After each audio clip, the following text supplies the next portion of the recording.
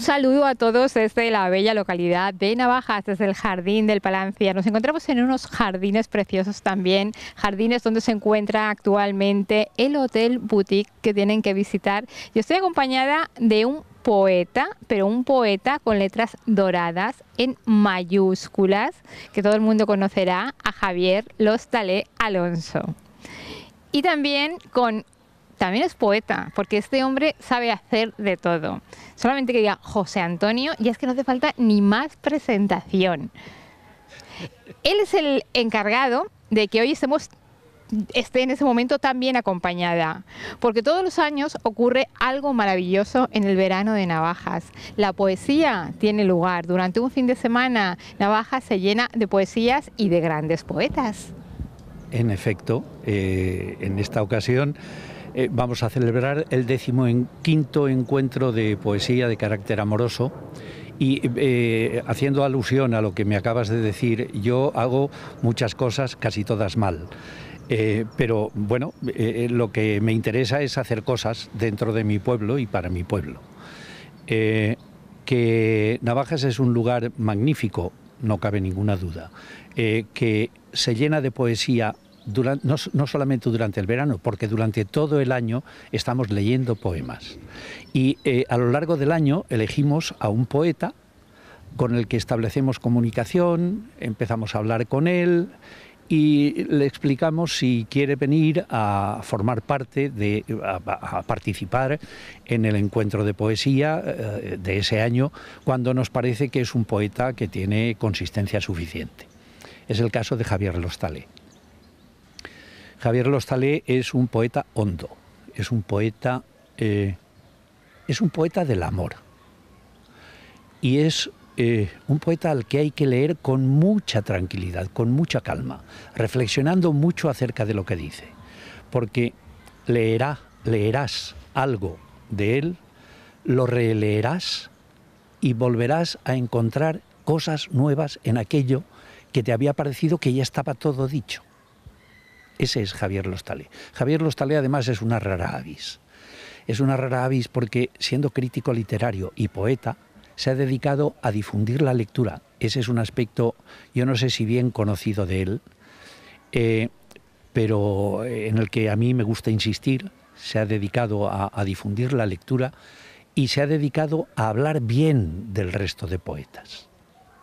Eso es porque, además, Javier Lostalé, además de tener un gran corazón, es una gran persona. Y ya creo que no hace falta hacer más presentación de Javier Lostalé. Luego ya hablaremos de otras cosas.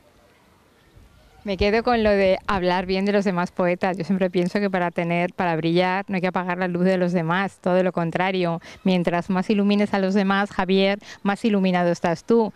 Y en la televisión la iluminación es muy buena, es un gran factor. En la radio a lo mejor no tanto, pero la iluminación en sí, en la vida, hay que estar iluminado. Lo has dicho muy bien. Y bueno, en primer lugar, saludo a todos los que nos estén viendo, a ti, Eva, también a Bernardo, que está aquí también grabando esta entrevista. Has dicho muy bien lo de la iluminación, porque efectivamente la gratitud y el disfrutar con las cosas buenas que hacen los demás no solo sirve para iluminar a aquellos de los que se habla, sino que uno se ilumina a sí mismo. Siempre han dicho que uno de los grandes, no sé quién lo dijo, pero que uno de los grandes placeres que existen en esta vida es eso, tener gratitud hacia los demás. Y, por ejemplo, cuando uno escribe, cuando uno lee a un poeta estupendo, por ejemplo, de tu generación, cuando se publica un libro nuevo, por ejemplo, de Jaime Siles, y a mí me entusiasma, pues en realidad eso debe producirme alegría, porque supone un gran enriquecimiento. Y no importa que yo no lleve tiempo sin escribir, por ejemplo, o que no haya escrito un libro como eso. El libro que ha escrito Jaime, pues para mí es como si lo hubiera escrito yo y disfruto realmente como si hubiera sido un libro mío. Lo mismo cuando puede ganar un premio un autor que tú sabes que realmente lo merece. Javier, a mí me gusta comenzar pues por el principio. ¿Cómo nace el escritor? ¿Cómo nace el escritor de poesía? Y si comienza siendo escritor de poesía, o a lo mejor escribía otras cosas. Bueno, yo efectivamente no he escrito otras cosas.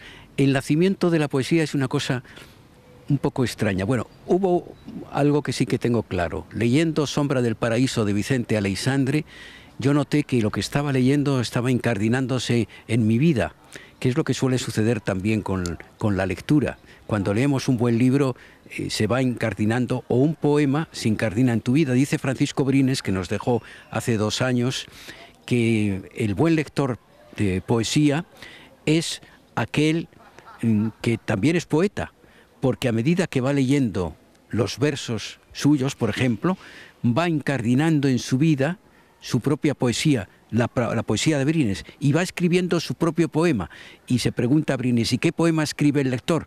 Pues el de su vida que va resucitando a través de la lectura de ese poema, ¿no? Y por eso yo creo que...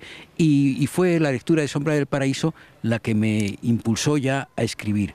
Pero el primer poema de mi primer libro también, Jimmy Jimmy, yo lo escribí de una forma misteriosa. Me acuerdo que estaba en Palencia, en casa de mis tíos. Yo solía veranear mucho en Palencia, y ahí había un parque y estaba la banda municipal que tocaba en los templetes, que todavía sigue habiendo en algunas ciudades, y tocaba la banda municipal.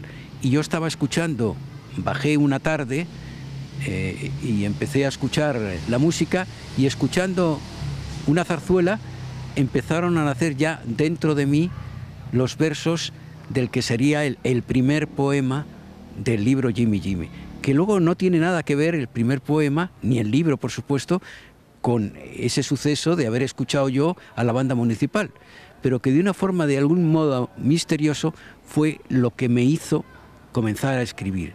Y José Hierro decía que uno de pronto puede empezar a escribir un poema porque cuando va por la calle y a lo mejor el reflejo del sol en un escaparate, eso puede moverle algo dentro de él que no sabe lo que es y tener necesidad de escribir. Y es decir, que el proceso de creación es, yo creo que el comienzo es lo más misterioso. Luego, naturalmente, hay que trabajar y hay que, durante la escritura, y luego hay que corregir los poemas, leerlos en voz alta al terminar, eso es muy importante. Y yo creo que la lectura de La Sombra del Paraíso y luego eso que me ocurrió en Palencia fue lo que ya me llevó a la poesía. José Antonio nos hablaba de poesía de amor. Yo siempre pregunto que no sé si es más difícil escribir de amor o de desamor. Yo pienso que cuando uno lo han dejado, está desenamorado o ha sufrido por amor, parece que se inclina para escribir sus sentimientos sobre el papel. Pero cuando uno está enamorado, como que está en las nubes y a lo mejor la poesía no sale tan fácilmente. Pero no sé si me equivoco. ¿Es más fácil escribir de amor o de desamor? Eso es cierto. Es cierto que cuando uno vive momentos muy felices y está entregado al amor, pues probablemente no escriba el poema de amor. Siempre se escribe pasado el tiempo. Es como una contemplación de lo vivido, de una experiencia vivida. Hay poemas también que surgen a veces de una experiencia enseguida, pero son los menos. La mayor parte surge después a través de una contemplación. Y por eso, efectivamente, cuando uno está viviendo algo, está tan entregado a lo que vive que probablemente incluso no escriba. Y a mí Vicente Aleixandre, con el que yo tuve una relación muy estrecha, me decía una cosa que siempre me llamó mucho la atención. Dice, mira, Javier, si tú una noche se te presentan 2 posibilidades, escribir un poema o vivir una noche de amor, no lo dudes. Vive la noche de amor y luego escribirás o no escribirás el poema, pero lo importante es que hayas vivido esa noche de amor. Eso es lo que decía Vicente Aleixandre y yo creo que estoy de acuerdo. Y tienes tu razón que muchas veces el amor está entrañado en el desamor. Es decir, hay poemas de amor que en realidad son de desamor. Pero aunque sean de desamor, si uno ha amado a alguien realmente, sigue amándole. Decía Tomás Segovia una cosa que a mí me impresionó mucho. Dice, lo más terrible es que cuando un ser que tú has querido mucho te abandona, hay algunos seres que incluso quieren que borres hasta su memoria, que no puedas recordarlos. Dice, pero se equivocan, porque si tú realmente has amado a alguien, aunque el otro ser no quiera, tú seguirás amándole y seguirá vivo dentro de ti. ¿Y se puede escribir de amor sin haber estado nunca enamorado? Sí, sí, claro. Y muchas veces el poema lo que hace es hablar de aquello que a uno le gustaría ser o tener y que no es ni tiene. Por eso yo no estoy absolutamente de acuerdo. La poesía efectivamente es el género más autobiográfico en general. También puede serlo la novela, porque además ahora la poesía, hay muchas novelas en que hay poesía. Por ejemplo, Gabriel García Márquez tiene algunas novelas que hay páginas enteras que casi se pueden leer como si fueran un poema, ¿no? Y son las mejores, las que están fundadas un poco en la poesía. Pero es verdad que cuando uno escribe, bueno, ahora con esto que te he dicho de Gabriel García Márquez se me ha ido un poco la idea, pero por ejemplo, yo puedo, a través del lenguaje, en un poema, mientras escribo el poema, vivir la historia de amor más intensa que no haya vivido nunca, sin que exista ningún amor. Y sin embargo, yo a través del lenguaje lo creo. Luego, claro, luego viene la realidad, que eso yo muchas veces suelo decirlo, siempre cuando intervengo. Cuando ya he terminado el poema, pues digo, uy, qué historia de amor tan preciosa he vivido, pero ahora resulta que terminado el poema me tengo que ir solo a la cama. Pero esa es la realidad, esa es la realidad. Lo cual quiere decir que el poema crea a veces realidades que no existen en tu propia vida, pero claro, están dentro de ti, porque si no tampoco lo escribirías. Y claro, en ese sentido puede uno, sin tener amor, a través de la poesía, estar permanentemente enamorado. Cuando uno escribe siempre deja parte de su ser en el poema en este caso. Es fácil desnudarse escribiendo porque aunque sea entre líneas, aunque a uno quizás le cueste leerlo, siempre deja un mensaje oculto, deja parte de su ser, como he comentado antes. Entonces hay gente que no le gusta que lo conozcan y otros pues que no les importa. No sé en el caso de Javier si le gusta que lo conozcan por sus poemas o no. Yo no me planteo eso, pero tú sí has dicho una cosa muy importante que está relacionada con la poesía, que en cada poema hay zonas ocultas y que son zonas con las que el lector sintoniza. Unos sintonizan de una forma y otros sintonizan de otra. O sea que eso es verdad. Yo nunca he tenido... yo cuando escribo poesía no pienso en el lector. En todo caso, de pensar pienso en un lector. Igual que, por ejemplo, en la radio, si quieres tú que tenga intensidad emocional aquello que estás hablando. Yo me acuerdo que colaboraba en un programa nocturno de Radio Nacional hace un poco tiempo antes de jubilarme, pero hace un poco, y había una sección en donde estábamos juntos Ángel Gabilondo, que hablaba de filosofía, y yo hablaba un poco de poesía. Pues cuando yo leía los poemas o hablaba de poesía, siempre me dirigía a una persona en la que yo estaba pensando, porque sabía que dirigiéndome a esa persona, mi carga emocional iba a llegar más a otros seres. Eso sí puede ocurrir también en el poema, que tú estés pensando en alguien, aunque ese alguien no exista, o por lo menos no te responda a ti en la vida real, y por eso el desamor puede crear también amor. Y no tiene por qué lo elegíaco, no tiene por qué negar lo celebratorio. Por ejemplo, Francisco Brines era un poeta, porque sigue su poesía, un poeta elegíaco, pero al mismo tiempo celebratorio, porque él decía que en la vida se va perdiendo muchas cosas, pero también hay momentos de una felicidad tal que vale la vida solo por eso ya ser vivida, y por tanto debe también celebrarse la vida, ¿no? Javier niño, cuando es niño, pero comienza a fijarse ya en las niñas, ¿les escribía algo? Aunque nunca le diera esa notita, ¿les escribía desde la soledad? Sí, yo creo que he escrito algo, pero lo que pasa es que nunca he llegado a Eso también me ha ocurrido mucho en el cine, viendo algunas películas, cuando veía así alguna situación amorosa, luego rápidamente escribía una carta a alguien que yo sentía algo, para, hablando de la película, él tuviera la sensación de que, o ella, tuviera la sensación de que estaba hablando también de ella, ¿no?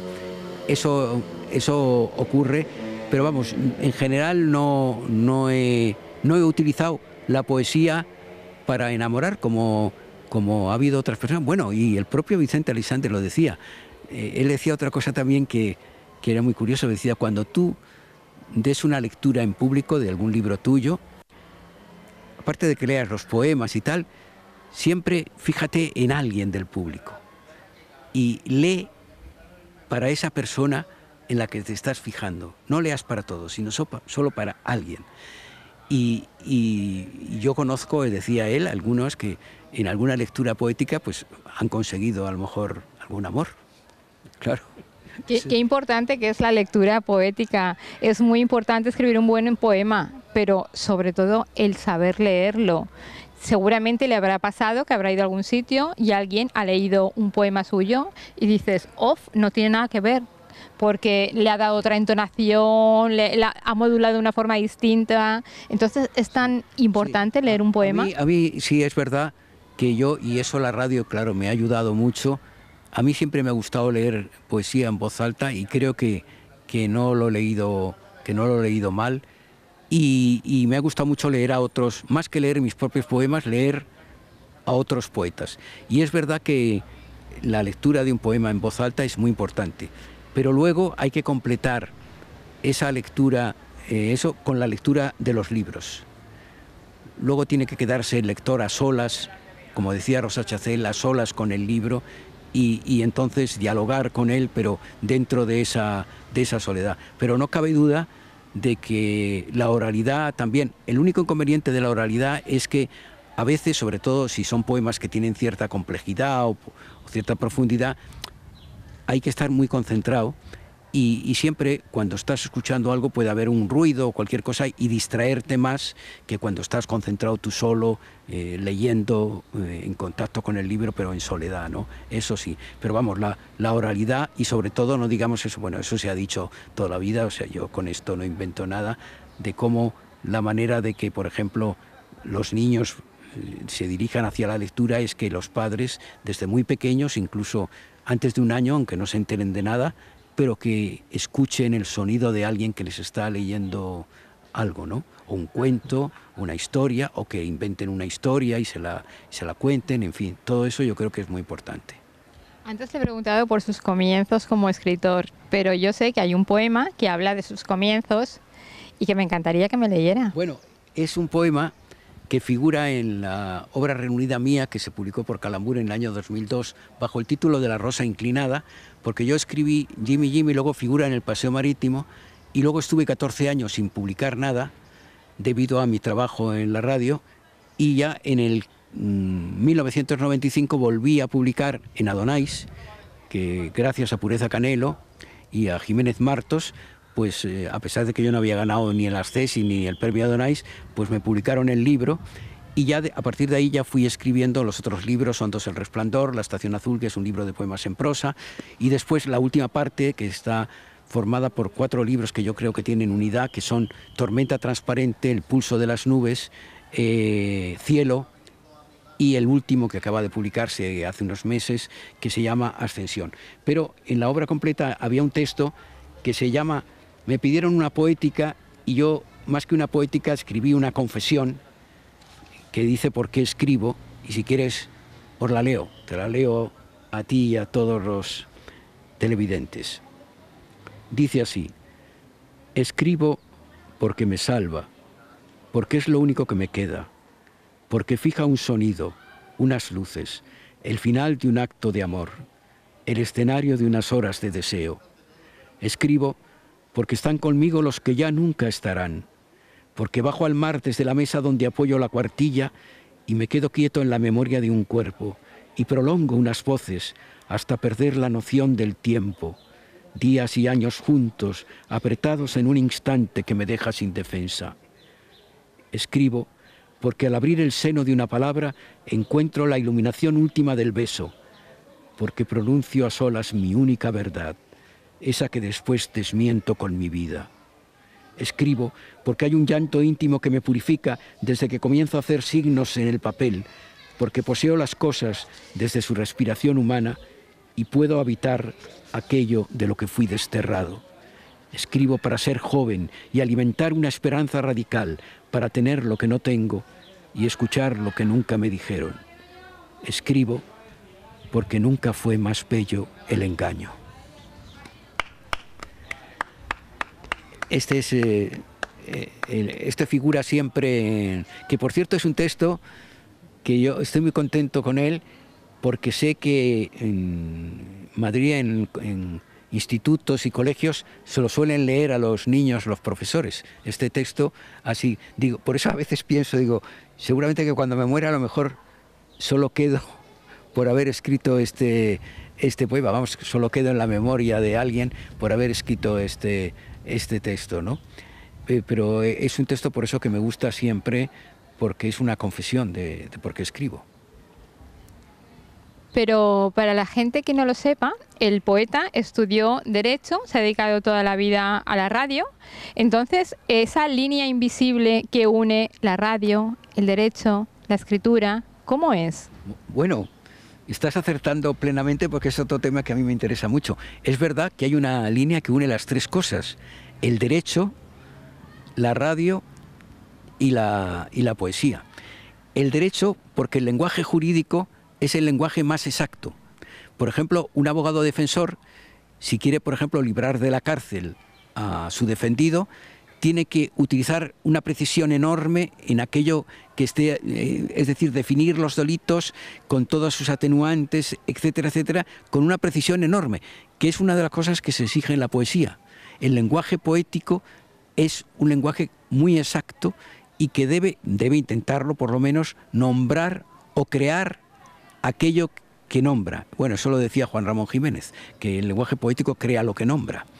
Por otro lado, está la radio, que es un medio extraordinario para la difusión de la poesía, precisamente a través de la oralidad. Si bien el lenguaje periodístico, que es interesante, no tiene que ver nada con el lenguaje poético, porque el lenguaje periodístico es denotativo. Cuando uno escribe o narra un suceso o algo que ha ocurrido, o relata lo que ha sido una intervención de un parlamentario, eso, pues generalmente, no generalmente, cuando se escribe eso no se utilizan metáforas, sino que se habla de lo que se ha dicho, se reproduce lo que se ha dicho, incluso debe no hacerse demasiadas interpretaciones, sino solo ser fiel a aquello que se ha dicho. Y en cambio, el lenguaje de la poesía es un lenguaje asociativo, o sea, lo asocia todo. Por eso estamos aquí ahora en este bello paisaje y me dice, ¿cómo ve ese árbol? Pues yo, si fuera un periodista, podría decir, pues es un árbol centenario, de hojas tal, según la botánica se llama tal y tal. En cambio, si soy como poeta, digo, pues mira, ese árbol era el mismo que daba sombra cuando vivía aquella historia de amor que ya no existe. Y el árbol entonces se transforma en la historia de amor, por asociación. Y eso es lo que hace la poesía. Qué bonito. José Antonio, dime. Yo estaría horas oyendo y preguntándole cosas a Javier, pero quiero preguntarte a ti también, pues sobre este fin de semana poético que vais a vivir aquí en Navajas y que tenéis la suerte de tener a unos poetas, bueno, de lo mejor cada año, ¿eh? A ver, perdona, pero la suerte es para aquel que se la busca. Y nosotros, en el grupo de lectura de Navajas, buscamos la suerte y la buscamos con ahínco. No solamente decimos, este poeta que me gusta, no, hablamos con él. Como he dicho antes, interactuamos de alguna manera. Queremos saber qué es lo que piensa, cómo piensa, leemos su obra, parte de su obra al menos, nos enteramos de cómo es el poeta y entonces actuamos sobre seguro. y eso te da una gran tranquilidad. Yo quiero pedir disculpas a los televidentes porque estamos haciendo una entrevista a calzón quitado, como quien dice. Es decir, estamos en la calle, pasan motos, se meten ruidos extraños, lo sentimos, pero la vida es así. En cuanto a lo de mañana por la noche, el 15º encuentro de poesía, son 15 ya, en 16 años. Hubo un año en el que no se pudo hacer. No, el año de la pandemia se hizo, pero el año del incendio de Soneja no se pudo hacer el encuentro, no lo hicimos en verano y lo hicimos en el mes de octubre. Y vino Mestre. Sí. A mí me ha emocionado la manera de leer el poema que ha tenido Javier. Y me ha emocionado porque no es frecuente encontrar. Los poetas casi siempre leen bien sus poemas, porque para eso son hijos suyos. Pero no es frecuente encontrar la emoción que había en la lectura que nos ha transmitido Javier. Eso es lo que pretendo de los lectores de poemas de mañana por la noche. Ya sé que es difícil de conseguir, pero que vamos consiguiendo poco a poco. Y esta es una labor de años. Y esa labor de años lleva un gran esfuerzo por parte de los que leen y un gran esfuerzo por parte de los que escuchan. Yo les digo siempre a los lectores, no corráis. El que está escuchando tiene que poder interpretar lo que habéis dicho. Tiene que entrar en él lo que habéis dicho para que esa emoción pueda ser transmitida. Hay poemas muy fuertes en la lectura de mañana por la noche. Fortísimos, algunos extraordinarios, porque también los lectores eligen los poemas que les llegan al alma, que les tocan, que les hacen vibrar. Yo lo que invito a todos, porque siempre el grupo de lectura siempre es un grupo abierto, invito a todos los que queráis venir a que vengáis. Os invito a que participéis con nosotros de la emoción de la poesía. Os invito a participar de las vivencias y de los poemas de un poeta como el que estáis conociendo a través de esta entrevista, que agradezco a Bernardo y a Santa. Y simplemente os espero mañana por la noche aquí. A las 11 de la noche empezaremos y no daremos 5 minutos de cortesía. Empezaremos a las 11 en punto de la noche, porque de esa manera tendremos más tiempo para disfrutar. Bueno, pues toda la gente que vaya podrá admirar la poesía en mayúsculas y la poesía de Javier, este poeta que tiene en sus ojos la eterna juventud y que sabe bordar palabras de amor en un papel, que no es algo nada fácil, es muy complicado y hay que tener mucho arte, hay que tener un don especial que no lo tiene todo el mundo, sino las personas tocadas con esa varita mágica. No, tiene razón que escribir poemas de amor no es fácil. Y en general hay que huir de la poesía de amor escrita en eso, es cuando se está viviendo los momentos de amor y ser demasiado explícito. No, yo creo que aunque uno esté incluso hablando de una situación dolorosa, debe haber mucha contención en la poesía, porque además a través de esa contención se hace más universal para que el lector, que puede tener historias de amor muy diferentes, pues pueda sintonizar con ese poema. Por eso yo no soy muy partidario de... yo en general en mi obra, salvo en algún poema, como por ejemplo el poema Destino de Tormenta Transparente, que es un poema muy directo, que está escrito además después de la pérdida del amor. Ese sí fue escrito a las 24 horas y para mí siempre, aunque ha habido gente que les ha gustado, pero yo siempre he tenido ciertos recelos respecto a esos poemas que son tan directos, ¿no? que hablan tan directamente. Yo creo que en la poesía además se produce un proceso de abstracción de lo más concreto y de la experiencia vivida, para que a través de esa abstracción sirva para lectores muy diferentes y con sentimientos también muy distintos, ¿no?